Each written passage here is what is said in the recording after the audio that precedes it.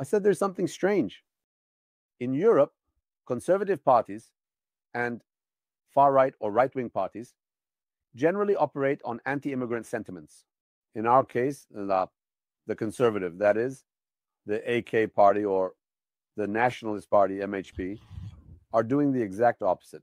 That is, they say we won't send immigrants away, we will protect them. But today, at the group meeting, Devlet Bahçeli, perhaps for the first time, looked at the immigration issue from a different perspective. I think he saw a bit of the rise of the right, the election results. Look at what he said. It is one of the most striking and burning issues of our age and the entire world.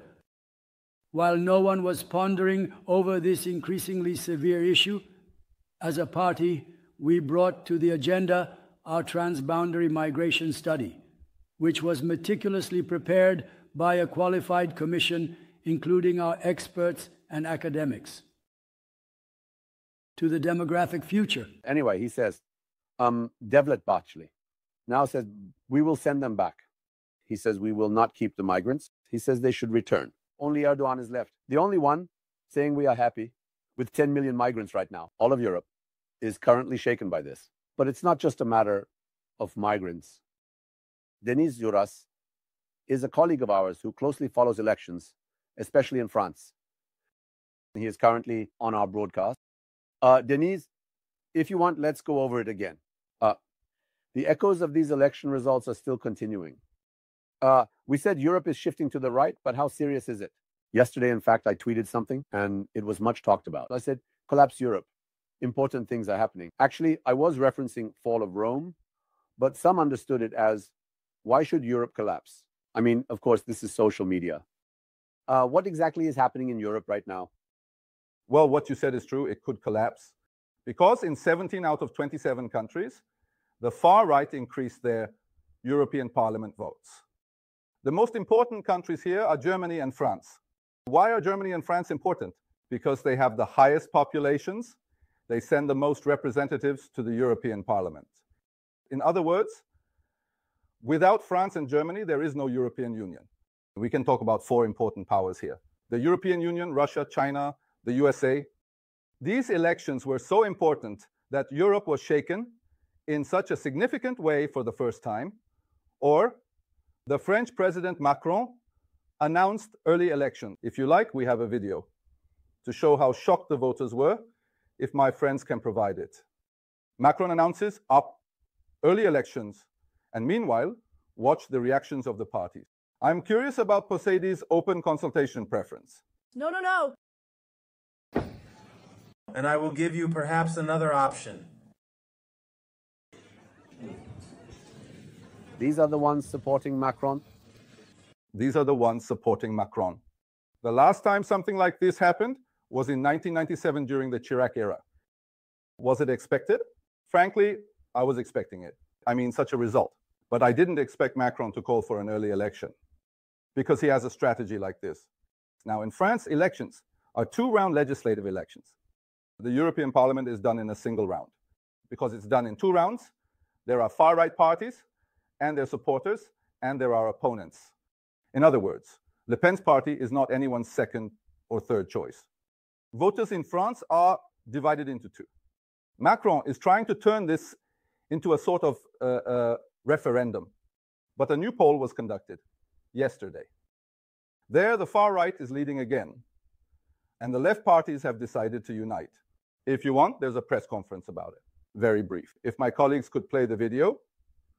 I'm trying to show what kind of polarization we're in so we can experience the atmosphere there.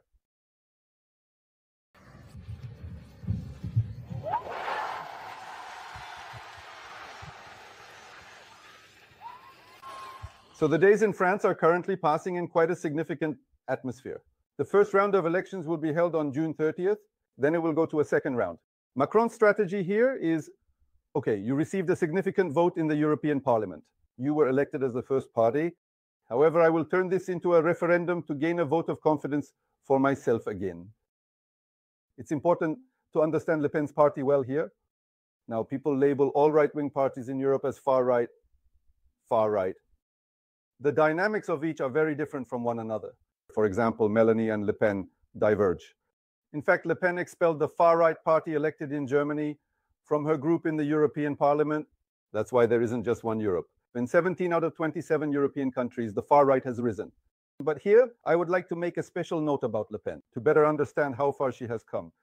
When Father Le Pen, the founder Le Pen, was first elected, he bought a farm. A journalist colleague of ours went to visit him. When asked why he bought this farmhouse, Le Pen's response was, "So that my grandchildren see cows instead of Arabs." So we have come from such a level to where we are now. In other words, the far right has somewhat made up its image. Le Pen, for instance, is taking photos with cats. Currently, the party is led by a young, handsome guy named Bardella, born in 95. So don't be misled by me calling him a kid. He's about to turn 30. And there's a far right that is shifting more towards the center. As I mentioned, they don't call themselves far right. They say, we are a traditional right-wing party. So what does the far right feed on now?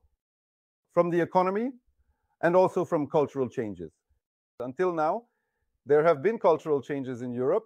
Cultural reasons, you might say immigrants or the changing demographics of Europe.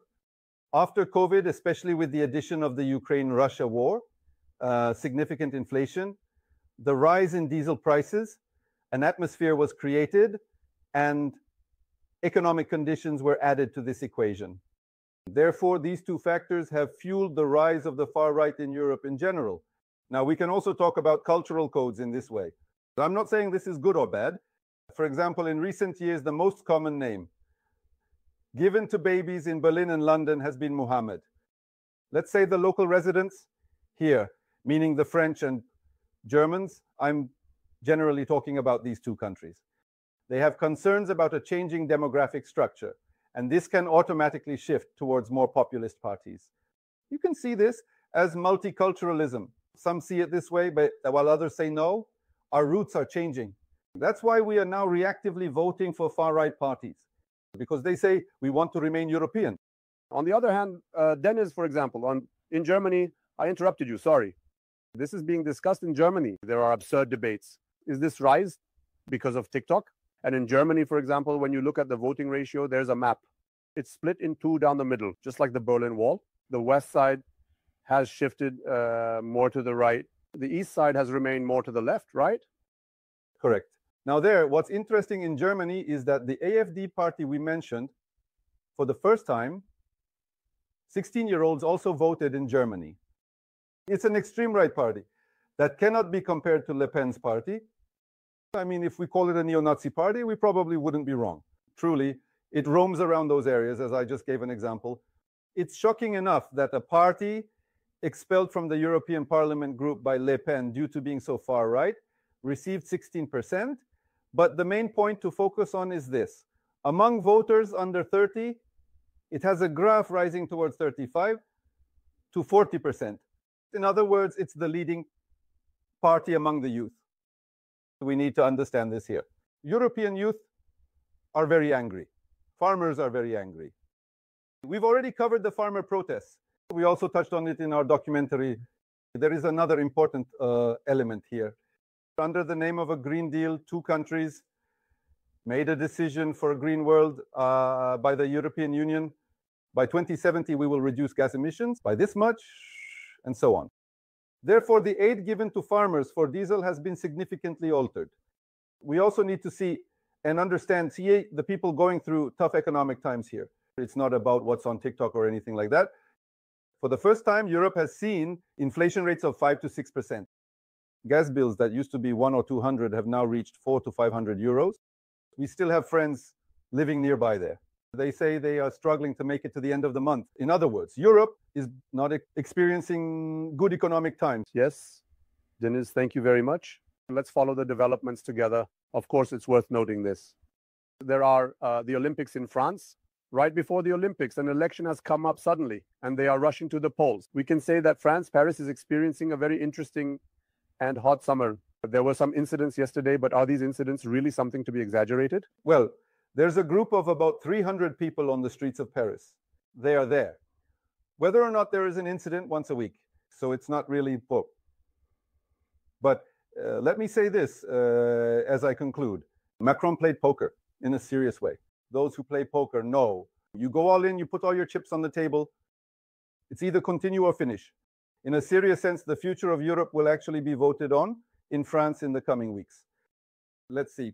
We will watch and learn too. Thank you. Well, thank you very much.